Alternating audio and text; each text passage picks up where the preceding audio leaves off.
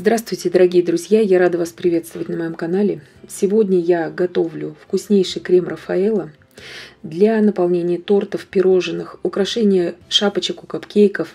Крем очень стабильный, очень вкусный, очень бархатистый по структуре. Готовится без сыров творожных, сливочных, без сыра маскарпоне, без сливок, из очень доступных продуктов.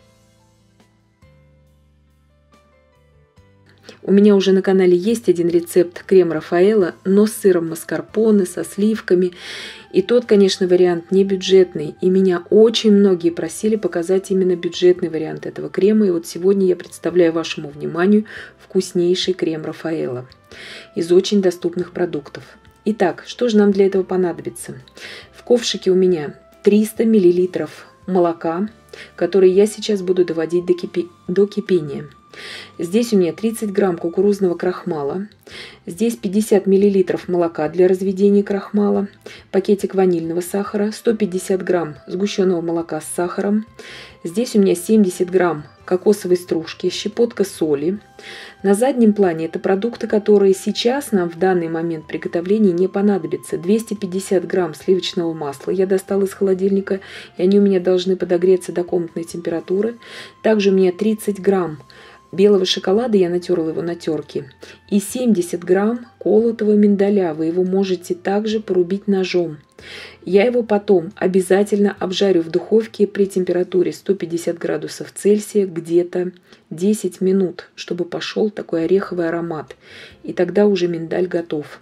Итак, масло и вот эти ингредиенты на заднем плане мы убираем пока в сторону, они нам не понадобятся. Мы нагреваем молоко до кипения. Кипятить его не нужно, просто доводим до кипения. Сейчас я развожу крахмал, молоко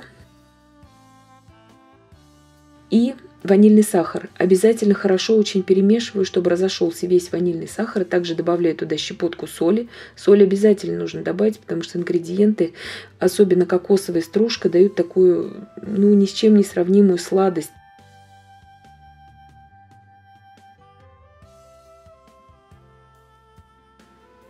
Перемешиваем все это. Сгущенное молоко я туда же отправляю. И кокосовая стружка нам тоже пока не понадобится. Мы отставляем пока в сторону. Молоко уже доходит до кипения. Я снимаю его с огня. Теперь я помешиваю в центре ковшика постоянно венчиком и ввожу туда всю крахмальную смесь. Здесь у меня крахмал, молоко немножко для разведения просто массы, ванильный сахар и 150 грамм сгущенного молока с сахаром. И ввела в 300 грамм молока. И сейчас всю эту смесь в ковшике я опять доведу до кипения. Мы убавляем плиту на такую где-то из девятки, если у меня 9 делений, я на троечке буду где-то это делать, максимум там на четверочке. И я все это постоянно помешиваю, все это закипает очень быстро, и вы в руках уже почувствуете рукой, что она у вас начинает густеть, эта масса. Можно это готовить, конечно же, и на яичной основе, этот заварной крем, но я этого не делаю, потому что мне хочется, чтобы он был как можно более светлым, потому что все-таки это Рафаэлло. Бульки пошли, и снимаем с огня. Все, смесь готова, заварная. Я выключаю плиту, и теперь я ввожу туда всю кокосовую стружку. Это нужно сделать обязательно, потому что потом уже это будет сделать очень трудно. И кокос должен дать свой аромат, именно пока пока вся эта смесь горячая.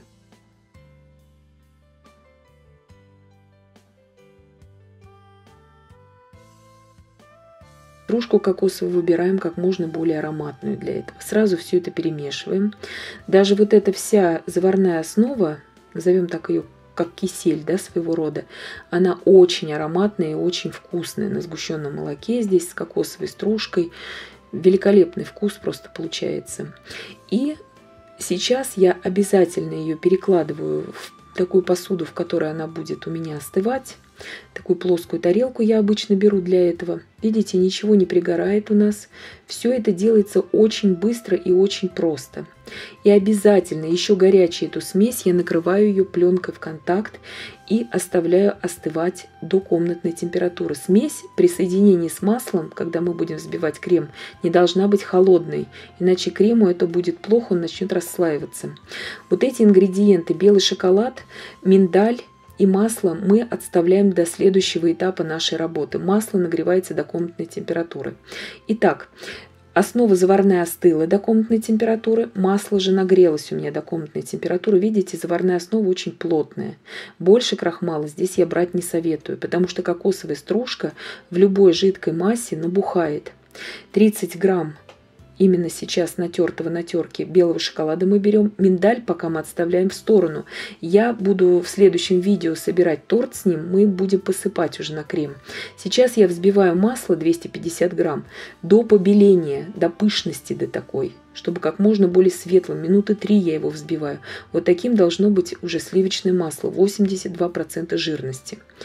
Итак, теперь я в 3 приема. Видите, какая плотная заварная основа. Вот такая она должна быть. Потому что я хочу, чтобы разрезался крем, чтобы он не вытекал оттуда, а чтобы был красивый разрез именно у торта.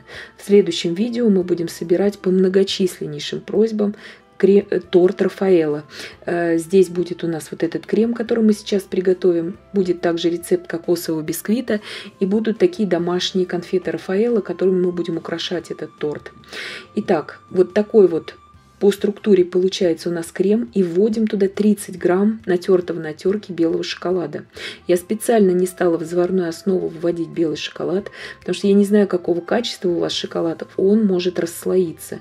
И поэтому лучше мы его вводим в виде такой стружки, он сейчас размешается полностью с основой, его будет чувствоваться просто во вкусе, но никаких крупинок там не будет. Это уже самый верный способ, чтобы он не расслоился. Вот такой бархатистый гладкий крем получается. Если там какие-то крупиночки, это 70 грамм кокосовой стружки, они чувствуются. Кокосовая стружка становится очень ароматной и такой более естественно размягченной, благодаря тому, что мы ее заварили в нашей заварной основе. Мы ввели ее в горячую основу, и она тем самым как бы запарилась у нас. И при раскусывании она очень приятная становится. Вот такой консистенции становится наш крем. Миндаль мы будем использовать уже непосредственно в сборке торта. Нанесем сначала крем и будем посыпать миндалем каждый корж. Вот так превосходно он отсаживается из кондитерского мешка, этот крем, чтобы вы видели, что шапочки у капкейков можно превосходно им украсить. И крем очень бюджетный. И потом вот так вот посыпаем колотым миндалем. И также вы можете и наполнять капкейки. Для наполнения тортов просто идеально. И домашний тортик тоже можно им выровнять. Я очень надеюсь, что видео было полезным и познавательным. Подписывайтесь на мой канал, ставьте лайки, пишите комментарии. Я всем желаю больших успехов и до встречи в новых видео.